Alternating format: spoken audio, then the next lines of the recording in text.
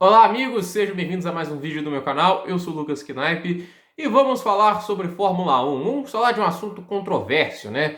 Porque neste ano, graças aos quebras de recorde e tudo que está acontecendo, o debate da Fórmula 1 se voltou para um único assunto. Quem é o maior piloto da história? Talvez até o melhor. Aqui eu vou usar mais o assunto melhor. Mas de qualquer jeito, quem é o maior piloto de todos os tempos? Michael Schumacher ou Lewis Hamilton, né? O alemão que conquistou 7 títulos, ergueu a Ferrari, fez um dos domínios mais impressionantes da história da Fórmula 1, ou o inglês, né, que venceu 5 dos últimos 6 títulos, deve chegar ao sexto dos últimos 7, e tem fazido também um domínio sem precedentes na história da Fórmula 1. Acho que o domínio do Hamilton é muito impressionante também.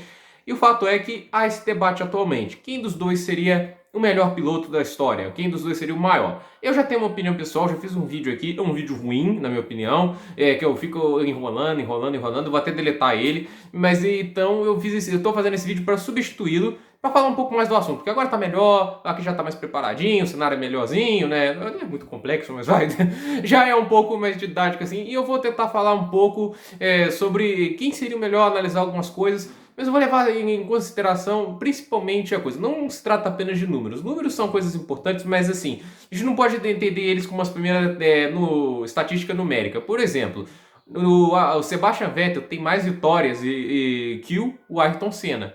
Eu não acho o Vettel melhor que o Senna. Você tem que olhar também que Nigel Mansell tem mais vitórias que Nelson Piquet. Você acha o Nigel Mansell mais piloto que o Nelson Piquet?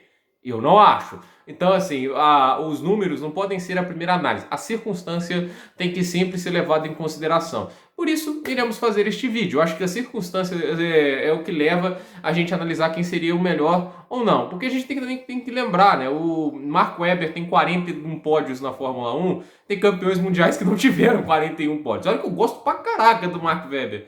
Mas assim, ele estava numa Red Bull muito forte e conquistou muitos pódios. Nico Rosberg tem mais vitórias que muitos gênios da Fórmula 1 também, mas nem por isso ele é melhor do que alguns deles, porque a circunstância é muito importante. É assim, como você conseguiu esses números, como você chegou lá, o carro que você esteve, a circunstância que a Fórmula 1 estava, é importante para a gente levar em consideração no debate de quem é melhor ou não. Porque vamos lembrar uma situação assim que eu gosto de falar, apesar de eu ter um respeito gigantesco por esse piloto, colocar até ele no meu top 10 de pilotos da história, mas o título dele foi uma coisa muito fácil. Nigel Mansell, 1992. Nigel Mansell estava com aquela Williams de suspensão ativa, controvérsia pra caramba, muito melhor que a concorrência, e teve um título muito fácil para se conquistar, porque o Senna não tinha carro para batê-lo, o Michael Schumacher não tinha carro para batê-lo, na época, o ano de estreia completo do Schumacher, ele estreou em 91, mas 92 foi a primeira temporada completa, e assim, o companheiro dele não era nada mais que Ricardo Patrese. A gente sabia que era uma surra que o Mansell dava no Ricardo Patrese. Obviamente ele mereceu aquele título, tinha quebrado até o recorde de o título com maior antecedência da Fórmula 1, um recorde posteriormente quebrado pelo Schumacher em 2002. Mas assim, a gente viu que era fácil, não tinha rivais para ele. Os rivais dele, seja o Senna, o Schumacher em algumas corridas assim, aconteciam por circunstâncias mais adversas. Mas na situação normal, ele sempre era o favorito para vencer as corridas e foi um título fácil, merecido. Seria um crime o Mansell sair da Fórmula 1 sem um título, mas havia muito da facilidade de ter um companheiro fraco e um carro muito superior aos outros.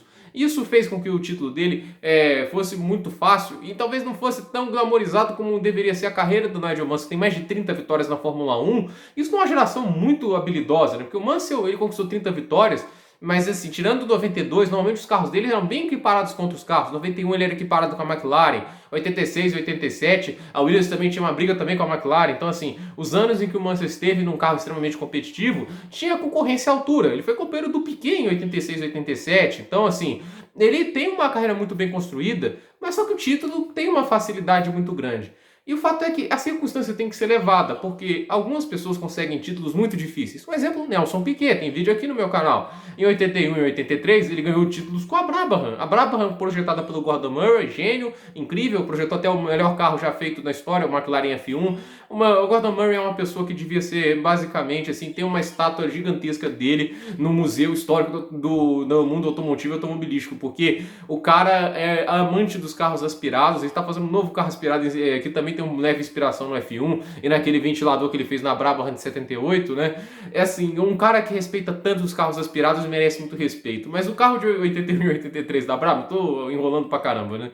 Ele era um carro assim, que não era tão bom para ser campeão, mas o Piquet levou até lá. Isso aí é uma coisa que tem que ser engrandecido. Piquet só teve 2 anos de sua vida no melhor carro do grid. E foi 86, perdeu o título, né? Ele, o Mansell, assim, obviamente a gente sabe como é que era a vida do Piquet lá na Williams, né? Ele tava numa equipe inglesa, com um piloto inglês, a mídia inglesa odiava ele, então... Mas ele só teve 2 anos no melhor carro do grid, por isso ele não tem tantas vitórias como teria, né, Ayrton Senna, que passou até muito mais tempo no melhor carro do grid, e teve 4 anos seguidos nele, né? 91, se a gente leva um debate, mas o Mansell também colaborou um pouquinho. Mas o fato é que o Piquet, ele tem números que não representam o tamanho dele que ele deveria ter na Fórmula 1. E por quê? Circunstância. A circunstância de que ele não tinha um carro que era capaz de traduzir, assim, inúmeras vitórias, como teve o Vettel em 2013, deu 13 vitórias, empatou com o recorde do Schumacher de 2004. Então, assim, nem sempre o cara, assim, os números dele representam o talento que ele tinha. Por isso, assim, que eu tô fazendo muito esse vídeo, porque as pessoas estão se embasando apenas nos números. E, assim, números, assim, o fato é, Hamilton hoje tem mais pódios que o Schumacher. O Hamilton hoje tem muito mais poles que o Schumacher, tem o mesmo número de vitórias. Ele passa o número de vitórias, ele se torna um piloto melhor? Não.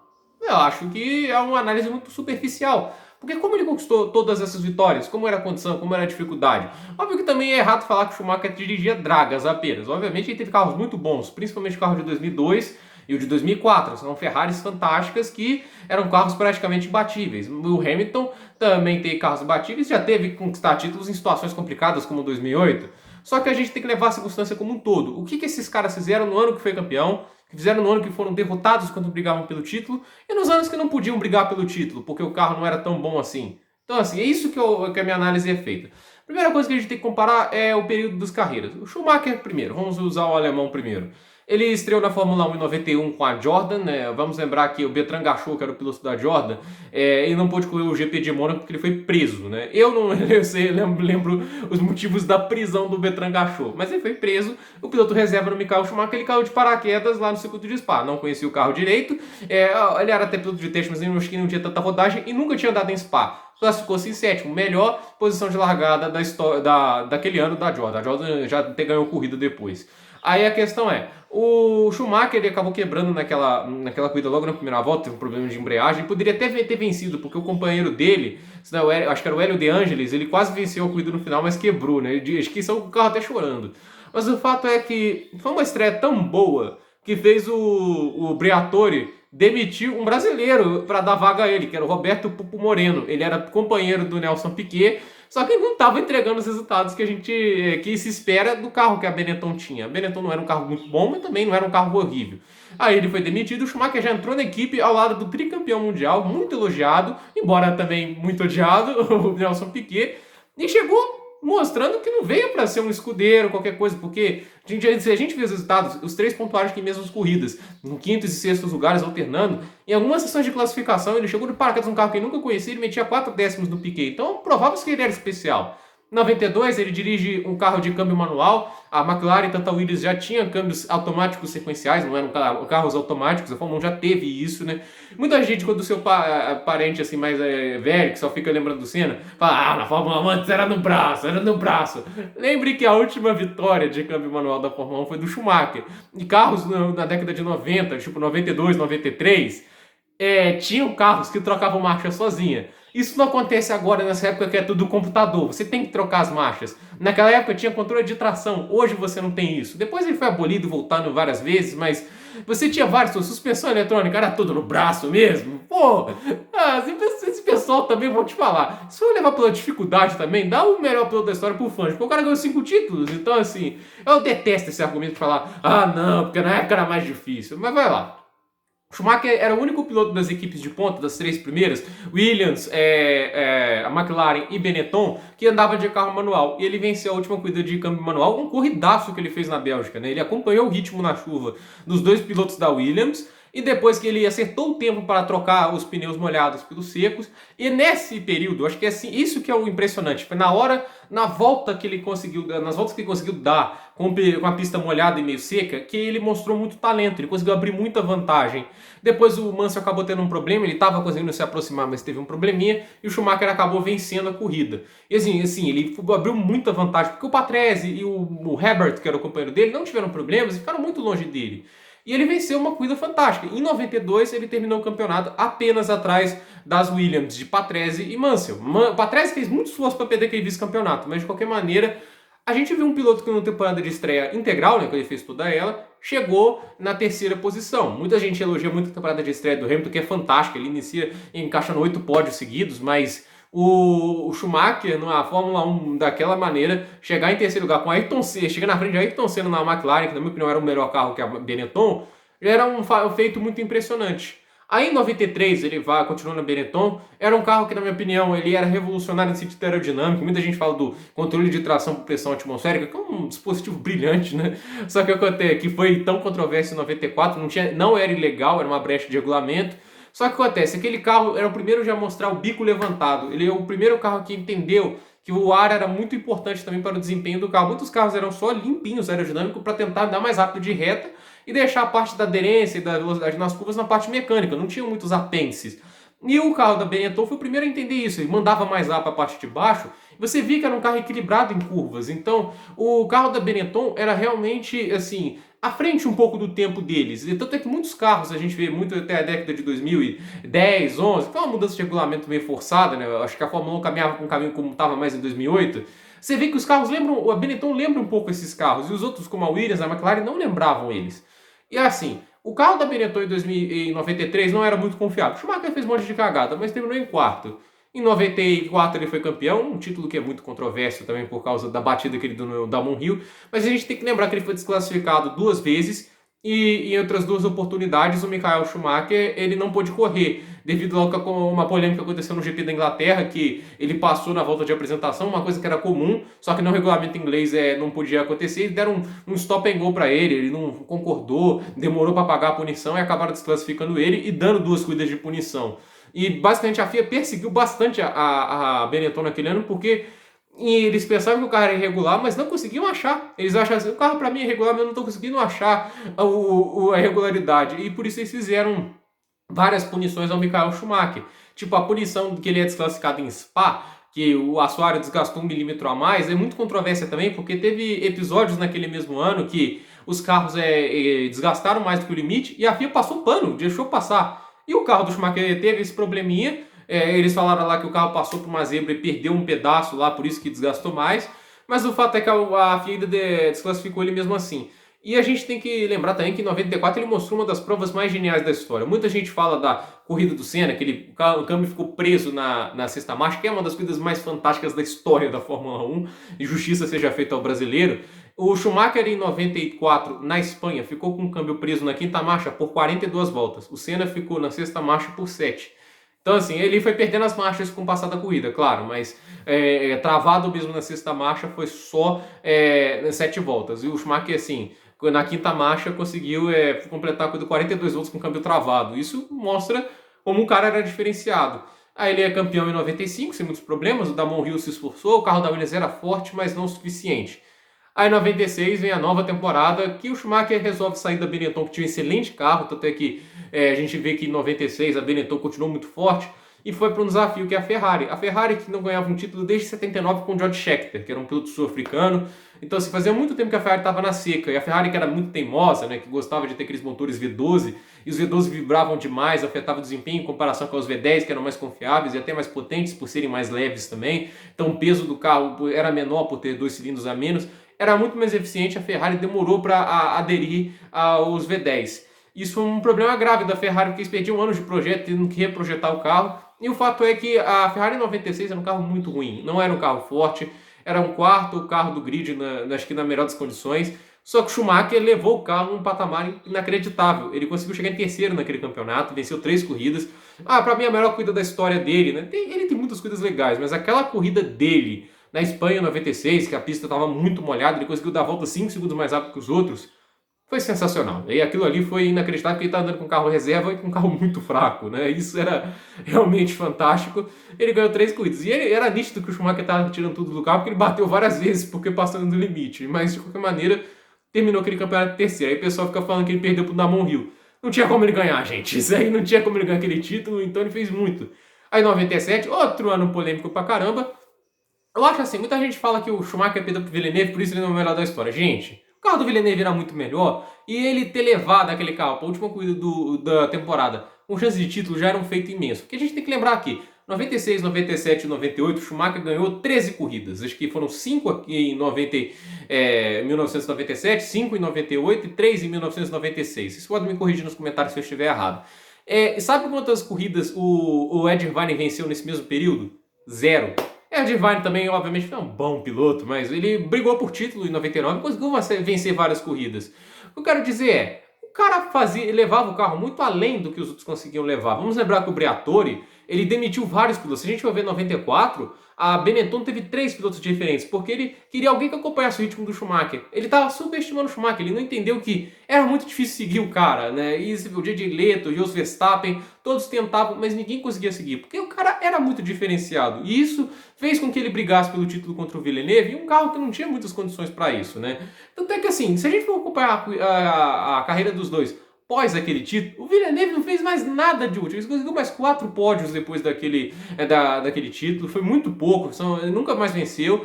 Enquanto o Schumacher ganhou mais 5 títulos. Então, assim, o pessoal fica tentando usar esse argumento de que ele perdeu pro Villeneuve. Ele não perdeu pro Villeneuve assim, gente. Aí acontece. Aí tem aquele negócio da corrida de Jerez da La Fontoura, que foi a última corrida do ano, em que o Villeneuve, os Hans Harald Frentzen, que era o companheiro do Villeneuve, que até hoje não entendo como o Frentzen foi pior que o Villeneuve naquele ano, né? Acho que o Villeneuve gastou todo o seu talento nos 2 primeiros anos, porque ele foi muito bem lá, depois não fez mais nada de útil, né? E o Hans Harald Frentzen e o Schumacher tiveram o mesmo tempo na classificação, empatado nos milésimos, então isso foi espetacular. O Schumacher estava ganhando a corrida, mas teve um problema. Aí ele tentou recorrer, é claro, a uma tática no mínimo vigarista. Ele tentou jogar o carro para cima do Villeneuve, só que ele fez do jeito errado, né? Eu tô até que o narrador em inglês fala, você acertou a parte errada, Schumacher. Ele acertou o radiador do Villeneuve, que teve problemas, mas ele quebrou a suspensão e acabou fora da corrida e perdeu o título de 97. E ele que, numa temporada brilhante dele, acabou suja, né? Não precisava. Acho que assim, é muito triste pro cara, assim, que se esforçou tanto e no final o carro quebrar, mas acontece que às vezes tem que aceitar, né? Às vezes não era pra ser. Aí vai 98, uma temporada também que começava uma das rivalidades mais lindas da Fórmula 1, Hakkinen e Schumacher. Vamos me adiantar aqui, gente, mas é um vídeo que demora, é mais longo. Mas assim, o Hakkinen e o Schumacher, e aí começou uma rivalidade sensacional. Os dois pilotos, a McLaren e a Ferrari. A McLaren que na época era projetada por Adrian Newey, que projeta hoje os carros da Red Bull, projetou durante muitos anos a McLaren. Então assim, o Adrian Newey, que é o cara que projetou as Williams de 92, 93, 94. Então assim, é um cara que tem muito mais história. Muita gente não sabe. Pensa que o Adrian Newey está na Fórmula 1 quando começou as Red Bulls campeões. Ele fez excelentes carros, como fez carros também que ficaram um pouco abaixo. Mas de qualquer maneira, a McLaren e o Schumacher fizeram uma grande rivalidade. Em 98 teve todas as polêmicas também, porque numa corrida na Bélgica, em que o Schumacher estava dando um show na chuva, o Hakkinen já tinha abandonado, o David Coulthard tirou o pé de propósito para o Schumacher bater. Aquela cena clássica que o Schumacher tentou agredir o David Coulthard no box, né?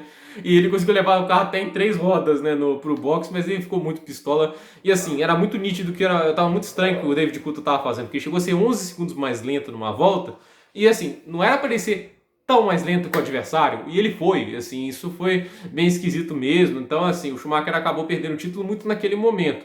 Ele tentou, né, ele se levou até a última corrida com chances de título, chegou a cair para a última corrida, recuperou para terceiro, aí o pneu estourou, ele acabou perdendo as chances de ser campeão naquele ano, mas levou o título até a última corrida, mesmo com um carro que era inferior à McLaren. Em 99 tem uma história um pouco mais triste para o Schumacher, porque ele quebra a perna no GP da Inglaterra. Era um ano que com certeza ele seria campeão, porque se o Ed Irvine ficou apenas aquela pontuação atrás do Hakkinen, ficou acho que 2 pontos atrás, o Schumacher seria campeão. Se a gente pegar o histórico do que foi a surra que o Schumacher dava no Irvine nos anos anteriores, era muito fácil saber que o Schumacher seria campeão. Eu tenho a dizer que o Rubens Barrichello poderia ter sido campeão se fosse para a Ferrari em 99. Eu acho que a Ferrari podia ter demitido o Irvine depois de 98, porque, vamos, o cara não estava fazendo nada de útil, assim. Aí, naquele ano foi muito bem até, não dá para criticar tanto o Irvine, mas a gente via nitidamente que não era piloto para bater o Schumacher. Mas tem um momento em especial de 99 que é muito legal, que o Schumacher ele volta depois de 6 corridas com a perna quebrada em Sepang. E Sepang era uma pista nova na Fórmula 1, foi a primeira pista projetada inteiramente pelo Helmut Tilke.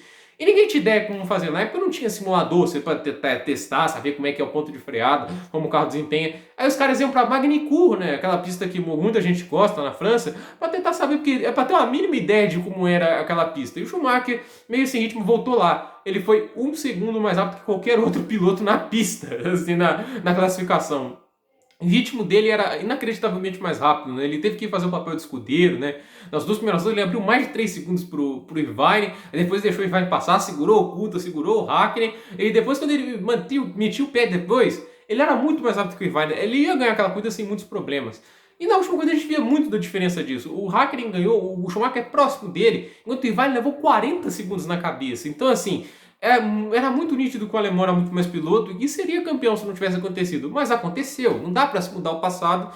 Aconteceu que o Schumacher não foi octacampeão, ele teve outra chance de ser campeão, tanto em 97, 99, 2006. Mas o fato é que aquele ano era um ano que se não tivesse acontecido aquele problema de freio na Inglaterra, ele poderia ter sido campeão sem até com antecedência. Aí começa a fase campeã da Ferrari, nos anos 2000, né? 2000 você tem uma briga fantástica com ele com as McLaren, o Coulthard chegou a valorizar a disputa do título em certo momento, mas no final, assim, o Schumacher foi muito bem no finalzinho de temporada. Chegou a perder a liderança, mas ele foi lá e venceu as últimas corridas e superou um carro que era muito forte, né? O Schumacher teve vários problemas na temporada, teve alguns acidentes, ele bateu na Alemanha, uma chance muito boa de vencer, naquela vitória maravilhosa do Rubinho, que ele largou acho que 18º e venceu. Então, assim, o Michael Schumacher, ele venceu aquele título e foi, tipo assim, fim da seca para a Ferrari, 21 anos sem ganhar títulos, ele bateu na trave tantas vezes ali antes, foi uma superação. E eu acho que uma das coisas que mais me encanta na carreira do Schumacher é ele ter aceitado o desafio. Ele podia ter ficado na Benetton, a Benetton ainda estava correndo naquele ano, e mostra como ele era decisivo para o carro da Ferrari crescer. Muita gente coloca isso na conta do Barrichello, que o Barrichello era ajustador. O carro já foi evoluindo com ele. Vamos lembrar que naquela época não havia testes ilimitados, coisas que não existem hoje, que acho que é um dos grandes problemas da Fórmula 1. Não precisa ser ilimitado, mas o Schumacher chegava a andar dia e noite na pista de Maranello para evoluir o carro. O cara era incansável na tentativa, assim, no objetivo de fazer esse carro campeão de novo. Ele comprou esse desafio e trabalhava dia e noite. O cara era muito esforçado e ele testava tudo. Ele tinha uma cabeça de gênio, ele usava 3 velocímetros na época da Benetton para saber o quão rápido ele estava numa curva, a velocidade mínima, a velocidade máxima e a velocidade média. Então, assim, essa é a mente de um gênio do esporte, né? Também já vou falar um pouco do malabarismo dos pedais, mas continuando aqui do Schumacher, aí vai 2001.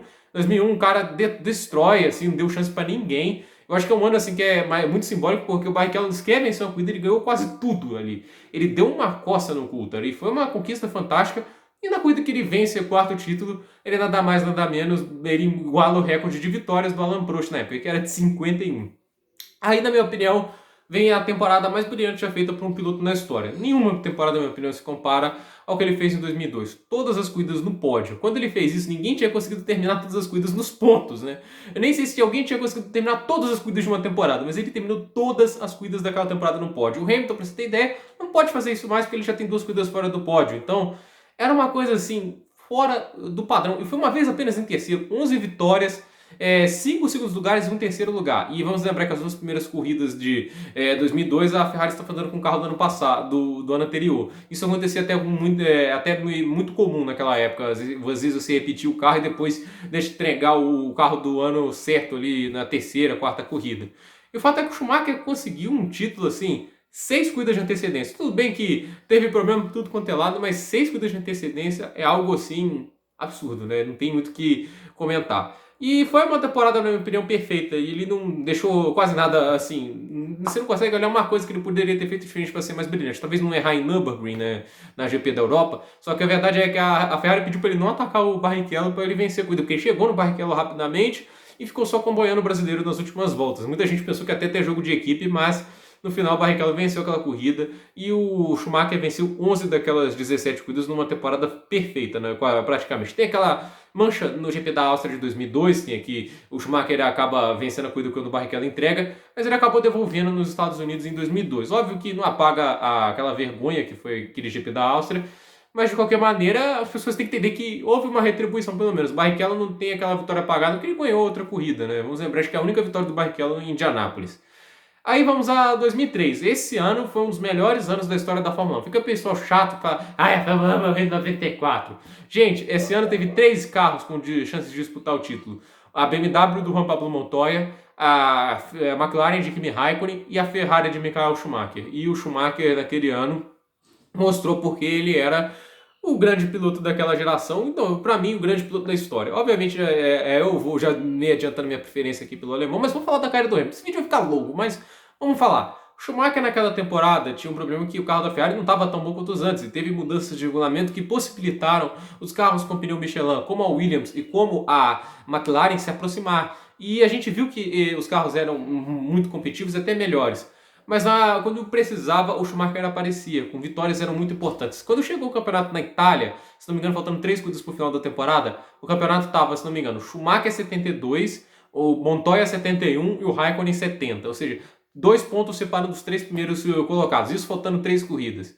Não é todo dia que você vê uma coisa tão disputada, né? E o Schumacher conseguiu uma vitória que não era esperado. O carro de 2003 da Williams era um carro extremamente rápido de reta, muito difícil de se bater naquela pista. O Schumacher conseguiu uma pole fantástica e liderou a corrida de uma maneira espetacular. Aí veio a grande corrida daquele ano do Schumacher, que foi uma corrida fantástica em Indianápolis, que ele largava em sétimo, com o Raikkonen era pole e o Montoya estava mais para frente. Tudo estava acontecendo de errado. Ele era o único que podia ser campeão naquela corrida.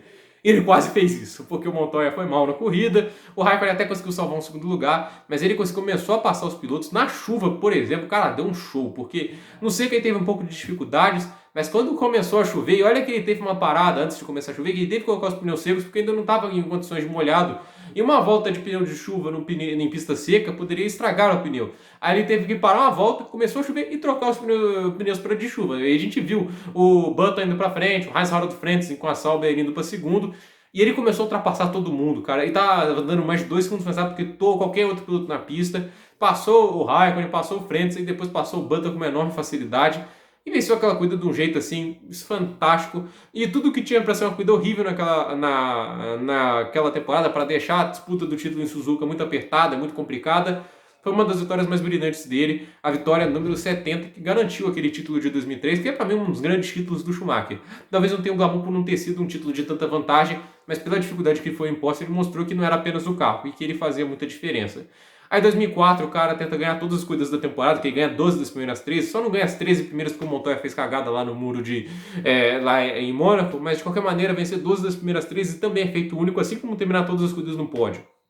Ele é campeão na Bélgica e conquista o 7º título. Aí obriga a FIA a fazer mudanças, porque a F2004 era realmente um carro muito imbatível e não tinha muita tendência de que isso iria mudar. Aí em 2005 você tem uma regra que não pode mais trocar os pneus. E era a grande vantagem da Ferrari, dos pneus Bridgestone, era você entregar o ritmo nas 20 voltas até você parar. Então assim, até você conseguia fazer o stint no que você precisava, no tanque de combustível e pronto. O pneu rendia ali e isso eles conseguiam aproveitar mais. E quando você muda a regra para durar a corrida toda, aí quem tinha mais durabilidade, a Michelin, tinha vantagem. Naquela temporada, de fato, o carro da Ferrari foi uma draga. Essa é a grande verdade. Eles tentaram fazer de tudo, até mudar a altura do retrovisor. Se você for ver uma onboard do Schumacher em 2005, não do Barrichello, mas o Schumacher, um retrovisor tá aqui e o outro tá assim. É muito esquisito. Eu acho uma coisa muito feia. Mas ele fazia isso para tentar ganhar um pouco mais de aerodinâmica, porque estava muito difícil. Eles estavam desesperados por velocidade. E a gente via como o Schumacher era diferenciado mesmo assim. Ele conseguiu terminar aquele campeonato em terceiro, com aquela draga da Ferrari, que teria terminado o campeonato de construtores em quarto se tivesse liberado todos os carros para andar na Indianápolis em 2005, aquela corrida de 6 carros, que foi a única vitória dele naquela temporada. E a Toyota possivelmente faria mais pontos e passaria a Ferrari naquele Mundial. Então, assim, o Michael Schumacher conseguiu levar aquele carro para terceiro. Teve aquela corrida em Imola que ele foi fantástico. Ele tirou uma vantagem de 40 segundos do Alonso em menos de 30 voltas, andou num ritmo alucinante, fez uma ultrapassagem linda no Button, mereceu muito aquela vitória, fez aquela batalha épica dos dois em Imola. O Alonso conseguiu segurar, mostrando muito do talento do espanhol. Mas o fato é que foi uma temporada complicada e ele conseguiu extrair muito daquele carro. O Barrichello terminou o campeonato em oitavo e ele em terceiro. Tanto é que a gente tem que olhar para o domínio da Ferrari. Nos 5 anos que ele foi campeão, apenas 2 anos o Barrichello foi vice. Justamente nos 2 anos em que o domínio do Schumacher foi muito grande. 2002 e 2004. Nos outros anos, mostra que ele fez muita diferença, que o Barrichello não é um bobão. A gente viu em 2006 também, aquela Renault continuava muito forte, é um amortecedor de massa, que é uma das coisas que eu mais adoro na Fórmula 1. E o Schumacher, assim, começou a temporada fazendo esforço, mas não conseguindo acompanhar a Renault. Aí quando dá a virada, ele encaixa 3 vitórias seguidas, dali pra frente, meu amigo, ele faz uma recuperação fantástica no campeonato, até a China, e tirou uma vantagem que era de 25 pontos e virou líder do campeonato, faltando 2 corridas. Aí nas 2 últimas corridas, a gente tem a corrida da China, pra mim, ele largando de sexto, e vencendo, né, na chuva também. Ele foi o único Bridgestone entre os 14 primeiros colocados na classificação, então assim, só para mostrar o quanto ele fazia diferença. e ele ganhar aquela corrida naquela situação em que ele precisou passar o Fisichella na volta de saída. Tipo, o Fisichella teve a vantagem de parar uma volta depois para colocar os pneus secos, enquanto ele teria uma volta de pneu frio com pneu slick não, pneu de seco, a gente tinha aquelas ranhuras na época, para tentar passar o Fisichella. Ele tinha que se aproveitar dos pneus mais quentes. Mas só que acontece, na volta de saída do box, o Schumacher foi 8 segundos mais rápido que o Fisichella e acabou conseguindo ultrapassar o italiano. Então, assim, mostra um pouco do que como o cara fazia diferença. E depois, assim, no Japão, ele ia vencer a corrida, o motor quebrou, e no Brasil o Fisichella acabou furando o pneu dele, ele caiu para o último colocado, né, quase uma volta atrás, e conseguiu recuperar para quarto lugar, porque foi uma corrida fantástica dele, e a gente viu muito da amostra de um dos grandes pilotos da história, né? O Schumacher terminava a carreira dele, 248 corridas, 91 vitórias, 154 pódios, 74 voltas mais rápidas, então assim, era uma carreira que parecia inigualável. Aí ele volta para a Fórmula 1 depois. Era para ele ter voltado em 2009 para substituir o Felipe Massa, que tinha ter aquela mola na cabeça, né? O Schumacher que era para substituir, não era o Luca Badoer e o Giancarlo Fisichella, mas acabaram declinando com o Schumacher porque ele tinha sofrido uma lesão de um pescoço, de um acidente de moto. O Schumacher, vamos ser sérios assim, o que afetou muito o desempenho dele na Mercedes, além do carro também não sendo nenhuma maravilha, mas o que afetou muito ele foi como ele se tratou naqueles 3 anos seguintes, né? Tipo, entre 2006 e 2010. Ele não foi um cara que se cuidou. Ele, tipo assim, que a gente olha pilotos assim, muita gente fala que é possível andar acima dos 40 anos competitivamente. Eu concordo, a gente vê o Tony Kanaan e o Castro Neves andando. Eles não estão no auge, isso tem sempre que se destacar. Que eles estão andando bem? Não, mas não estão andando como no auge deles, né? Como era tipo, há 8 anos atrás, eles andavam muito mais forte do que andam atualmente. O que acontece? O Schumacher ele não se tratou bem, ele teve muitos acidentes, teve lesão nas costas, isso era uma coisa muito ruim para um carro de Fórmula 1. Então quando ele andava lá, aí você tem uns reflexos um pouco mais inferiores também, dependendo do como você se tratou, se não fazia mais os testes físicos, ele sempre foi um pioneiro em condições físicas, acabou que ele não teve um desempenho tão fantástico, né, quando voltou. O desempenho dele foi normal, assim, se você puder dizer. Não acho que foi horrível, né, porque teve corridas que ele mostrou como ele era também diferenciado, ele teve seus vislumbres, a pole em Mônaco 2012 foi fenomenal, o pódio dele em Valência, que ele segurou o Mark Webber com a Red Bull, fez um monte de ultrapassagens muito bonitas, assim.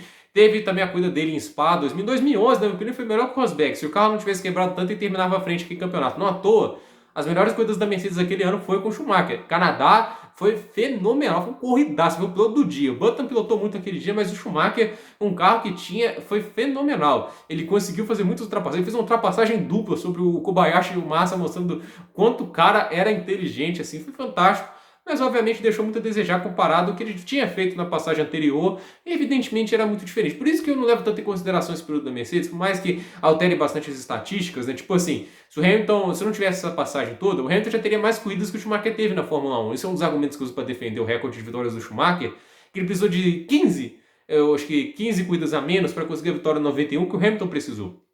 Então assim, e essa é um pouco da carreira do Michael Schumacher. E ele também tinha aquele negócio do malabarista dos pedais. Ele tirava muito do carro, assim, ele freava, mas ao mesmo tempo ele dava uns toques no acelerador para manter as rotações altas. Isso chama telegrafar, o punta-taco, não sei. Mas o fato é que ele fazia esse malabarismo com os pedais. E em curvas como a 1 de Suzuka, ele era 2 décimos mais rápido que o Rubens Barrichello, que ele freava e acelerava. E olha que ele fazia tudo isso com o pé direito. Então, assim, freava, acelerava, ele não misturava os dois. Isso mostrava um pouco do gênio que era o Michael Schumacher. O Lewis Hamilton é um cara assim que é uma estrela desde a GP2, né? Ele teve uma corrida em Istambul que chegou para 17º e recuperou para segundo, ultrapassando todo mundo. O cara era fantástico. E ele chega na Fórmula 1 logo de cara na McLaren. O Schumacher, por exemplo, ele entrou na Benetton. Ele entrou na Jordan, mas foi para a Benetton, que já era uma equipe competitiva. Só que o Hamilton entrou logo de cara no melhor carro e tendo um companheiro que era basicamente o melhor piloto em atividade na época, que era o Fernando Alonso. Né? Quando o Schumacher aposenta, o título de melhor piloto da Fórmula 1 naquela época passava o Fernando Alonso. E ele não se intimidou com o Alonso, nem foi escudeiro. Ele começou a temporada com consistência fantástica, 8 pódios nas 8 primeiras corridas, venceu no Canadá de maneira impressionante. E ele mostrou uma maturidade no começo da temporada que parecia impressionante. Mas aí começou a cometer alguns erros muito da juventude dele. Ele acaba perdendo o título de uma maneira muito idiota. Eu acho assim que ela não precisava entrar naquela velocidade no box da China. Ele seria campeão naquela corrida se não tivesse cometido aquele erro. E acabou jogando um campeonato fora. Ele teria chegado, acho que entre os 3 primeiros e acabou assim, não dá, velho. A entrada do box, tenha paciência. Se o Raikkonen ganhasse, não ia fazer diferença. O cara tava 19, acho que 17 pontos à frente do Raikkonen. Ele não precisava chegar, se chegar acho que em quinto, já tirava o Raikkonen da briga do título, que acabou sendo campeão. Mas o fato é que o Hamilton exagerou, não precisava daquilo e correu mal no GP do Brasil. teve seus problemas também, mas não estava dando bem e sentia claramente a pressão. Obviamente, com um cara na primeira temporada, obviamente sente a pressão.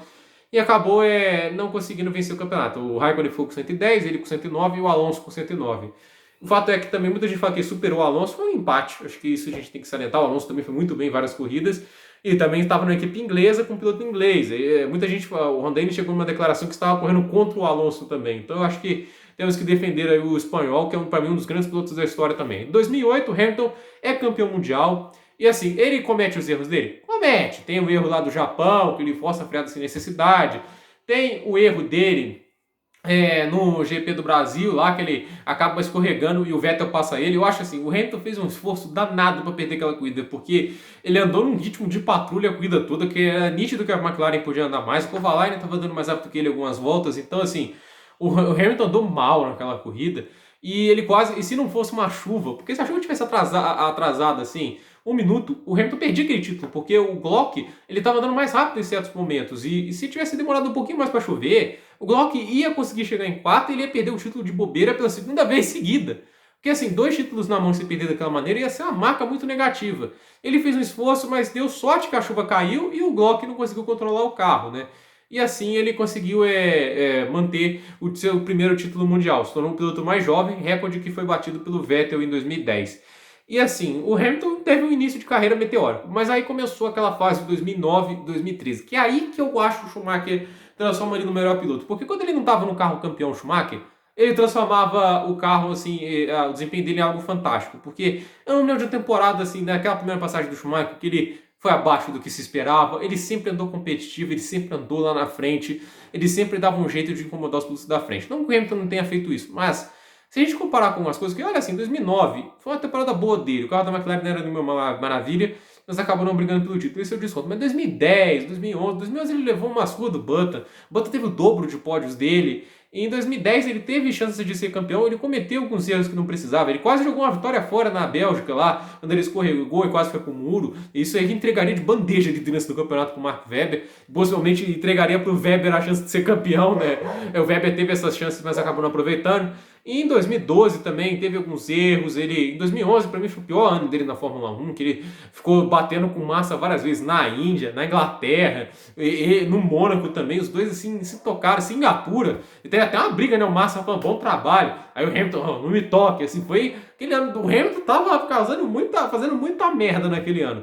Eu acho que 2011 tem uma coisa legal, né? Mas se a gente puder legar uma coisa, que entre os dois pilotos, porque os dois que chegaram a ser pilotos no mesma época, né? 2010, 11, 12, e lá naquela temporada, tem uma corrida na Itália, se tinha a única qualidade daquele carro horrível da Mercedes, era dar rápido de reta. E o Schumacher aproveitou muito daquela qualidade naquela corrida, porque ele segurou o Hamilton muitas voltas e ele freava muito dentro da curva. Eu acho que o mais impressionante do Schumacher era a freada. Como é que ele freava dentro da curva?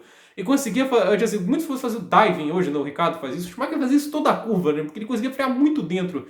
E ele segurou o Hamilton durante muitas voltas. Tem até o vídeo aí, uma batalha de 11 minutos. Vou até colocar o link na descrição, que foi fantástico, uma briga fantástica. O Schumacher foi advertido e teve que ceder a posição por alguma coisa lá, porque disseram que ele estava sendo muito agressivo. Ele não ficou feliz, né?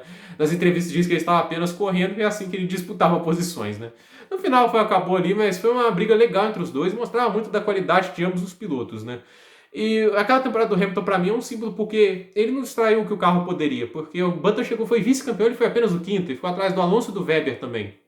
Em 2012, o carro não era confiável, mas ele teve algumas coisas que mostravam um pouco de maturidade. Primeira corrida do ano, Button que vence, ele comete o erro. Assim, várias vezes o Hamilton acabou vacilando, se assim podemos dizer, e ficou aquém do que poderia produzir. E quando eu olho para 2011, 2012, 2010, tem uma semelhança em todos esses anos. Fernando Alonso com o carro da Ferrari, que era inferior à McLaren, todos esses anos conseguia fazer mais. Por isso que eu acho o Alonso até um piloto muito, muito subestimado, porque o que ele fez com aquela Ferrari não é brincadeira. O cara tirava leite de pedra assim. Ele quase repetiu o feito do Piquet em 2010, de ter sido campeão com o carro em terceiro lugar nos construtores, que é absurdo. E o Alonso quase fez isso. E o Alonso, em 2012, aquela corrida na chuva lá na Malásia, e o Hamilton foi pole naquela corrida e não conseguiu correr bem. Em vários momentos a gente viu assim que a McLaren podia permitir mais do que os 190 pontos que ele fez. O Button, se não me engano, ficou com 188. Então eu acho que o Hamilton deixou escapar o verdadeiro potencial de seus carros nesse período entre 2010 e 2013. Tanto é que na Mercedes, em 2013, O Rosberg teve mais vitórias que ele, se não tivesse quebrado tanto, possivelmente teria chegado à frente. Aí a gente chega em 2014, ele chega lá, um ano que eu adorei na Fórmula 1, muita gente acha que eu odeio o domínio das Mercedes apenas. Eu odeio quando não tá muito fácil para uma pessoa e não há muita imprevisibilidade na briga pela vitória. Eu acho que 2014 era especial porque o Rosberg não deixava barato pro Hamilton, era uma briga fantástica. Eu não lembro do GP do Bahrein, aquela disputa entre os dois, em 2000 e também no Canadá, que o Rosberg mostrava muito trabalho. Não, o Rosberg era muito bom, que saudade desse cara. Ele era incrível. Nossa, o Rosberg merecia muito uma estátua também na Fórmula 1, porque o que ele fez de 2014 e 2016 para dar alguma graça àqueles campeonatos que a Mercedes, basicamente, quase tudo, só perdeu, acho que 8 corridas em todos aqueles 3 anos, então assim, muito pouco. Não é brincadeira o que o Rosberg fez, mas o título foi disputado na última corrida. O Hamilton teve alguns problemas de confiabilidade, mas conseguiu vencer aquele campeonato com muitos méritos. Em 2015 ele não deu chance ao Rosberg e ele acabou vencendo aquele campeonato. Acho que aqueles títulos, para mim, são mais importantes do que, em teoria, são esses agora, porque ele teve um oponente no mesmo carro que não vendia barato. Eu acho que isso dá um peso a esses títulos. 2014 é um peso muito grande para mim na carreira do Hamilton. Aí vem 2016 e aí é um peso negativo, porque a Mercedes ganhou 19 das 21 corridas naquela temporada. Acho que nenhum carro da Ferrari conseguiu vencer todas as corridas. Acho que deixava 2 ou 3 escaparem. Isso, assim, é um domínio quase sem precedentes na Fórmula 1 e ele perdeu o campeonato com o Nico Rosberg. Não adianta falar que foi só a quebra da Malásia. O Rosberg chegou ao Japão, quando ele venceu e depois foi muito burocrático nas últimas corridas, porque ele só o que ele precisava fazer, com 9 vitórias a 6. Então o Hamilton foi superado dentro da equipe num campeonato de 2 carros. Então, assim, óbvio que Red Bull e Ferrari aprontavam. Tinha um carro que, em certos momentos, com uma boa estratégia, permitia bater de frente com eles. Só que acontece que o Hamilton deixou um título escapar num campeonato de 2 carros. Por mais que eu respeite o Rosberg, o melhor piloto da história não é para perder para o Nico Rosberg. Então, assim, isso é uma coisa que deixa um pouco negativo no meu julgamento. Aí, 2017 para frente, só deu ele, né? 2017 ele é campeão. O Vettel, para mim, foi um grande piloto naquele ano, mas teve aquela batida em Singapura. Vai ter que ficar assim, já tô com 41 minutos de vídeo, então, assim, tem muito barulho mesmo, tô aqui na roça, né? Então, assim, e tem aquela briga entre o Vettel e o Hamilton, mas no final o Vettel acaba tendo um problema no Japão e a quebra em Singapura, e o Hamilton é muito preciso nas 2 corridas e é campeão. 2018 para mim é a melhor temporada dele, né? 2014 eu acho um título de muito peso, mas 2018 ele foi consistente, ele extraiu o máximo do carro em quase todas as corridas. Realmente fantástico o Lewis Hamilton naquela temporada, não deu chance ao Vettel depois que o Vettel começou a descarrilar. E a temporada do Vettel foi só caindo e ele teve uma amostra de brilhantismo de várias maneiras. Aquela corrida dele na Itália, pressionando o Raikkonen, a Mercedes também tem um nó tático brilhante, foi sensacional. Aí tivemos depois 2019, que é um campeonato, na minha opinião, que foi um pouco fácil, né? Porque se 2017 e 2018 a gente teve a Ferrari ameaçando um pouquinho, em 2018 a gente começou a temporada com a Mercedes dominando sem muitos problemas. A Ferrari e a Red Bull até incomodavam, mas não o suficiente. Aí dali pro meio de temporada para frente a gente tem mais dificuldade para as Mercedes vencerem, mas o Hamilton continua vencendo, o Hamilton continua produzindo, ele continua tendo desempenhos interessantes e consegue vencer aquele campeonato com uma boa diferença. E esse ano tá aí, venceu quase todas as corridas, acho que perdeu só 3, 2 pro Bottas e uma pro Verstappen, e o Lewis Hamilton continua fazendo um dos grandes domínios e chegou à vitória 91. Então, assim, é uma carreira muito brilhante, e eu esqueci de comentar também a melhor vitória da carreira de Lewis Hamilton. Se eu acho a do Schumacher sob chuva em 96, a do Hamilton não foi no período de Mercedes, na minha opinião, foi em 2008 em Silverstone, porque aquela corrida dele foi espetacular, porque durante a chuva pesada, muitos pilotos não quiseram trocar de pneus, né, para pneus de pista molhada, só o Barrichello fez isso e deu muito bem, só que o Hamilton com pneus intermediários, ele estava dando 6 segundos mais rápidos que todos os outros pilotos na pista que estavam com pneus de chuva pesada, de pneus intermediário também, naquelas condições muito complicadas com aquele pneu. Então ele superou uma adversidade de uma maneira fantástica e venceu aquela prova com mais de 1 minuto de vantagem sobre o Nick Heidfeld. Então, assim, para mim essa é a grande corrida da carreira do Lewis Hamilton, por mais que ele tenha outras corridas muito brilhantes. Mas o que para mim, então assim, chega no cenário, já falei que para mim o Schumacher é melhor, porque eu acho que o Schumacher é melhor. Porque durante a carreira toda ali, naquela primeira passagem, ele extraiu sempre o melhor do carro, né? Óbvio que teve algumas coisas que ele não conseguiu deixar, mas não foi uma temporada inteira, como foi 2011 ou 2012, que ele podia ter feito mais. O Schumacher sempre estava lá, de alguma maneira, sempre mostrando mais consistência e tirando mais do carro do que a gente poderia imaginar. Porque eu não consigo imaginar assim, 2018 para mim foi o que ele tirou mais do carro. Mas eu não achei nada extremamente fora do comum, especial. 2009 ele foi muito bem, mas eu acho que o Schumacher foi muito especial nesses momentos, né, nessas adversidades, né, quando ele encarou um carro que não era tão forte e conseguia dar a ele condições de bater de frente. Eu acho que isso diferencia um pouco. E o fato do Schumacher perder disputas internas com o Rosberg na Mercedes. Antes disso, 99 não conta, porque ele perdeu 6 corridas, ele nunca perdeu uma disputa interna dentro da equipe. Então, assim, isso mostrava muito do como o Schumacher era realmente impressionante. E quando ele teve o melhor carro, ele sempre aproveitou. O Hamilton teve o melhor carro em 2016 e não aproveitou essa chance. Então, eu gosto do Schumacher por causa disso também. Enquanto ele era diferente, e eu acho que vale também o mérito do desafio, que ele foi para a Ferrari e reergueu uma equipe que não ganhava títulos há 21 temporadas. O Michael Schumacher, para mim, é o grande gênio da história do esporte. Eu acho que ele mudou muito a maneira de como se pilotava a Fórmula 1. Muita gente começou a telegrafar também, o Heidfeld fazia isso, o Felipe Massa chegou a fazer isso. Depois de 2010, não dava mais para fazer porque não tinha. Agora acabou o reabastecimento, então você tinha que controlar o consumo de combustível até o final, e aquela tática gastava mais combustível do que antes. Mas o fato é que eu acho que o alemão é um cara que está um degrau acima do inglês. Com todo respeito ao Hamilton, que é um dos grandes pilotos, é um privilégio assistir ele pilotando. Mas acho que a carreira do Schumacher é mais brilhante. Eu acho que quando ele precisou superar algumas adversidades, ele conseguiu. E eu acho que o Schumacher tem um lugar muito especial na história do esporte. Acho que nunca vai perder isso. O cara, pra mim, é o grande piloto da história da Fórmula 1. Eu tenho uma lista de top 10, eu já fiz aqui, já tenho um vídeo aqui. Se quiser, pode assistir aí no canal, é só procurar. Mas o fato é que temos que agradecer por ver esses dois pilotos, né? Eu, pessoalmente, vi muito pouco do Schumacher, depois que eu fui ver os vídeos lá, as corridas, né? Tem alguns sites aí que dá pra você ver algumas corridas do passado, e deu pra admirar ainda mais ele, né? Mas o Hamilton, eu acompanhei a carreira dele toda, desde 2007. Em 2007 eu acompanhei pouco, mas de 2008 pra frente eu acompanhei quase todas as corridas do Hamilton. E eu acho assim, na minha opinião, o Michael Schumacher é um piloto melhor. Até porque o Hamilton, na minha opinião, teve o melhor carro por mais tempo e não conseguiu as 91 vitórias em menos tempo. O Schumacher conseguiu, mesmo com carros em teoria inferiores ao que são a comparação com a Mercedes pelas circunstâncias, que o Hamilton conseguiu 15 corridas a menos. E também as circunstâncias. Tá muito fácil para o Hamilton nos últimos 4 anos e quase não teve rivais. Só 17 e 18 com a Ferrari. Tirando isso, sem rivais nenhum. O Schumacher teve 2 títulos sem rivais, na minha opinião. 3, né, se comparar a 2001, mas o Hamilton tá tendo isso muito mais vezes. E é uma condição assim que, na minha opinião, deixa até a Fórmula 1 um pouco mais chata. Até porque a diferença dos carros da Ferrari, naquele domínio enorme que eles tiveram naqueles 5 anos, era muito menor que a diferença das Mercedes. E não à toa a gente pode ver o comparativo de quanta porcentagem de vitórias de uma era para outra. E sempre lembrando, mas o Hamilton faz muito mais diferença, por isso que o domínio da Ferrari é maior. Da Mercedes, assim, ele cresce mais porque o Hamilton tá lá. Mas tem que lembrar que o Schumacher, naquele domínio, ele teve o recorde de mais vitórias em uma temporada, 13. Acho que o Hamilton, no recorde de vitórias em uma temporada do Hamilton é 11. Então, o Michael Schumacher, num campeonato que teve menos corridas, ele conseguiu mais vitórias. E tem o fato, né? Pode em todas as corridas, você também tem 12 das primeiras 13. Ainda tem feitos únicos que o Schumacher fez que, na minha opinião, ainda são muito difíceis de serem igualados ou batidos. Então, acho que o Michael Schumacher, para mim, é um piloto melhor que Lewis Hamilton. Desculpa o vídeo tão longo, 47 minutos, teve barulho ambiente, teve bem TV, tem um até agora que vai começar a cantar, teve o cachorro que latindo, mas o fato é que o vídeo está entregue. Eu vou apagar aquele vídeo anterior e agora eu espero que vocês gostem, que tenham assistido até o final. Tem que ser muito, muito guerreiro para assistir mais de 45 minutos de eu falando aqui para vocês. Mas de qualquer maneira, agradeço a todos que tenham visto esse vídeo. Deixe seu like, se inscreva no canal, compartilhe esse vídeo e até o próximo vídeo.